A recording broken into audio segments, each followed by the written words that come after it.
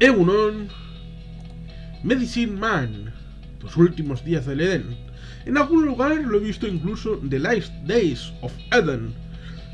Es curioso porque podríamos decir que es una película ecologista, que transmite una serie de valores y una serie de circunstancias en esta historia de...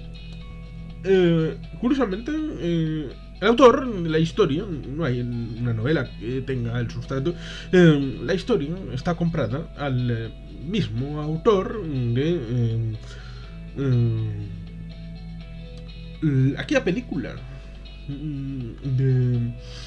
de los chiquillos, Dead Poets Society, el club de los poetas muertos, y le compraron esta historia por $3 millones. La friolera de $3 millones. ¿Quién los pillara? Pero bueno, esta historia de Rainforest, de la selva tropical, suponemos que en el territorio del Brasil tenemos de directora John McTiernan, que venía de hacer con Sean Connery la película del Octubre Rojo, la caza del Octubre Rojo, The Hunt for Red October, de John McTiernan con Sean Connery como el Capitán Ramius. Y por lo tanto, como habían quedado tan satisfechos de haber trabajado juntos, nos dijeron: vamos a trabajar en un proyecto nuevo en el que por primera vez Sir Sean Connery actuaba como productor ejecutivo, es decir, ponía su pasta encima de la mesa y se reservó el derecho de elegir pareja de baile. Se reservó el derecho de elegir a la compañera de reparto y eligió, al parecer, a la actriz Lorraine Bracco. El inicio de la película, la introducción de la película es clara: es cogernos de la pechera y trasladarnos.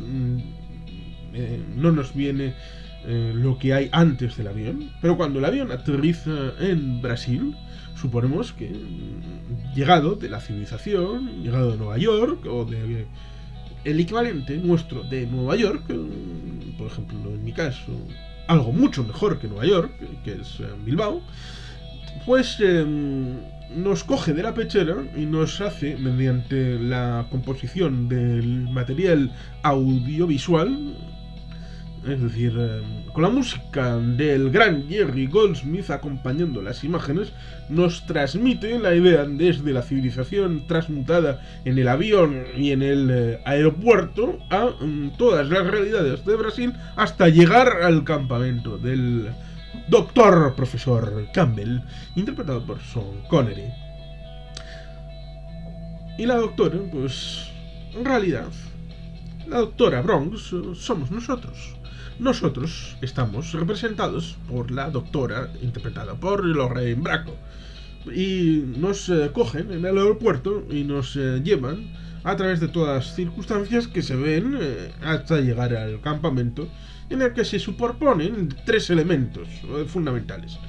Un elemento, el tema forestal, la tala de los árboles para construir las grandes autopistas como la Transamerican.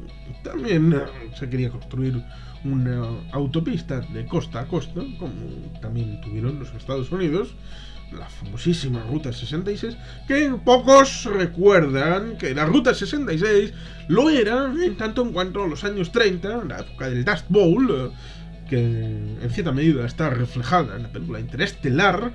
Pues en los años 30, derivado de unas malas decisiones medioambientales, se produjo un problema medioambiental gravísimo en el centro de los Estados Unidos, ligado al tema agrícola y ganadero, que destruyó muchos puestos de trabajo y tuvieron que coger una carretera en dirección hacia el oeste, hacia California. Y la carretera por la que escapaban de Oklahoma y de Texas era la Ruta 66. Ese es el trasfondo de la Ruta 66, la mítica, que luego en los años 60 con las motos harían las delicias de los nuevos beatniks, de los hippies de los años 60, y con la chupa de cuero y con la moto como cabalgadura. Bueno, por otro lado, tenemos el ámbito de los indios.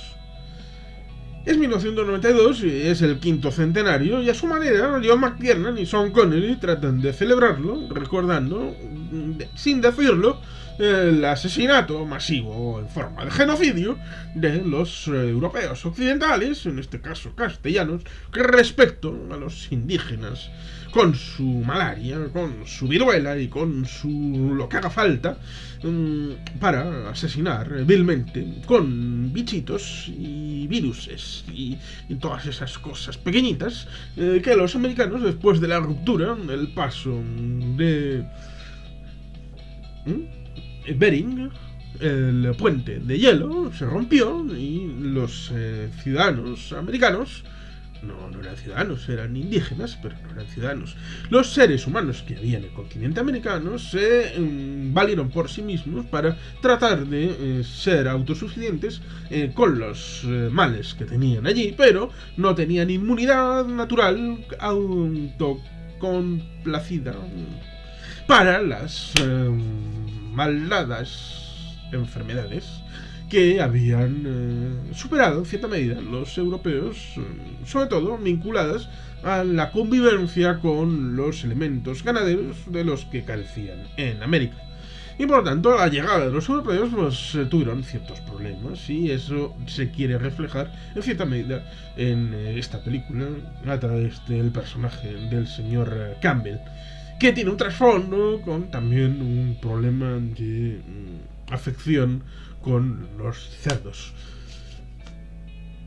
Y por último es el tema del reservorio natural respecto a las medicinas, la vocación de las grandes farmacéuticas, de Big Pharma, para saquear a los malvados entre comillas, indígenas que no quieren compartir ese conocimiento porque son unos egoístas, que no quieren transmitir esa voluntad para salvar.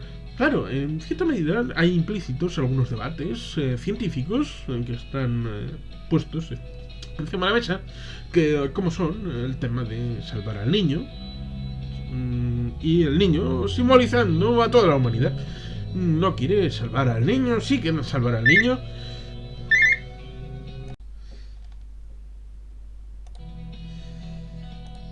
Pues esos debates científicos respecto a esas circunstancias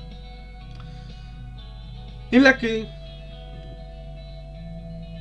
claro, el profesor Dr. Campbell, interpretado por Sean Connery, está en la selva, pero digamos que representa esos avances científicos salvajes, supuestamente, y ha tenido una circunstancia personal en el año 81.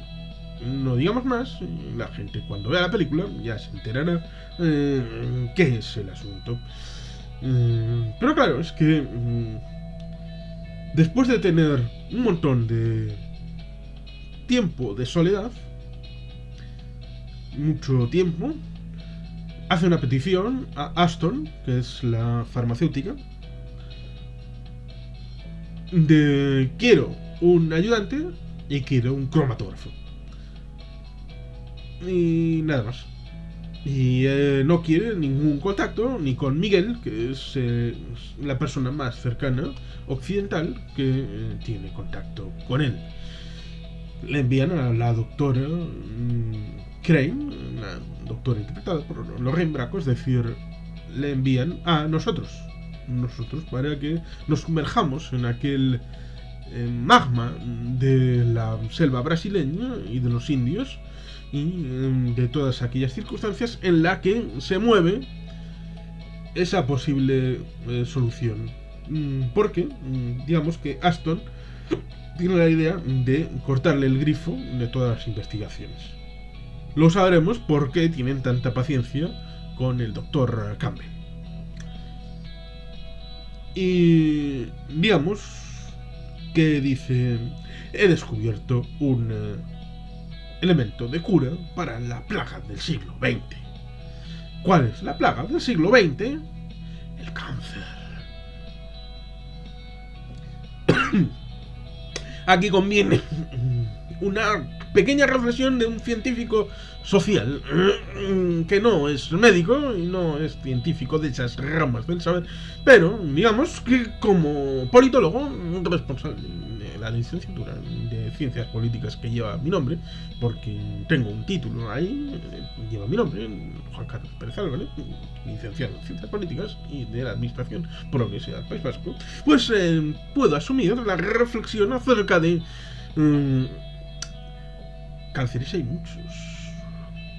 Plagas del siglo XX hay muchas. Por ejemplo, hubo una gran presión para tratar de solucionar la poliomielitis, tratar de solucionar la viruela y otras enfermedades, incluidas dos grandes pandemias ligadas a la gripe en Asia en la segunda mitad del siglo XX, dejando de lado la mal llamada gripe española, más bien gripe china de 1918-19, con toda la mortandad que hubo.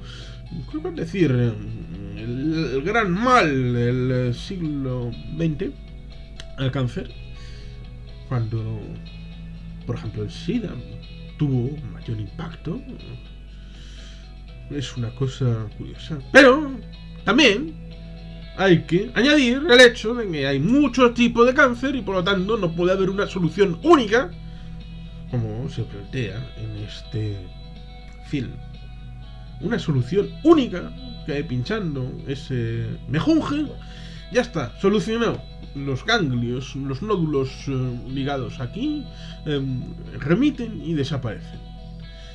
Ya, pero eso será en todo caso para un tipo de cáncer y digamos que podría entenderse al estilo de Hitchcock que todo este elemento es un MacGuffin para la continuidad de la propia película, en la que lo importante es la relación de los dos personajes protagonistas, en los que el fresco de detrás sería una forma de transmutar la historia, en tanto en cuanto lo importante sería entonces claro, la forma de relacionarse con lo primitivo y lo primigenio de dentro de la foresta de la selva brasileña y la relación con aquellos indios del protagonista, el señor Campbell, y de la advenediza, señora Crane, que tiene una vida planeada en el centro de Nueva York con el señor Tommy Fallon, no el mayor, que tendrá casi ya 90 años en el momento de la película, sino Tommy Fallon Jr., no sabemos si será pariente de Jimmy Fallon, bueno, digamos que es un contribuyente, como le define el doctor Campbell. Un personaje de bien, de la alta sociedad neoyorquina. Y por lo tanto, pues ahí tiene, le guste o no, a la doctora Bronx, tiene ahí el futuro. Y luego, pues la evolución del personaje, pues tendrá su propio engrama, su propio elemento de impronta, la transformación de la doctora interpretada por Lauren Bacall, lo que significa que debería de ser también una reinterpretación de nosotros mismos y tratar de removernos algo en el... y a través de eso removernos algo en lo ideológico y en el del pensamiento.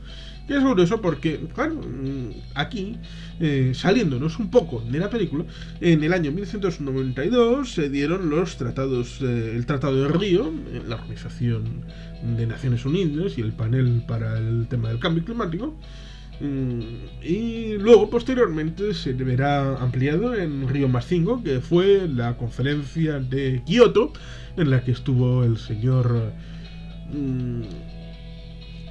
candidato John Kerry. En las elecciones de 2004 estuve en aquellas elecciones en las que nuestro candidato John Kerry perdió la elección presidencial, pero en el 97 estuvo Kerry involucrado en las negociaciones debido a que pues el presidente era demócrata y él es miembro del Partido Demócrata. Y actualmente, en 2021, John Kerry está asociado a la agenda del cambio climático por parte del presidente Joe Biden. Por este bagaje personal que posteriormente se engrandecería con el presidente Obama como secretario de Estado.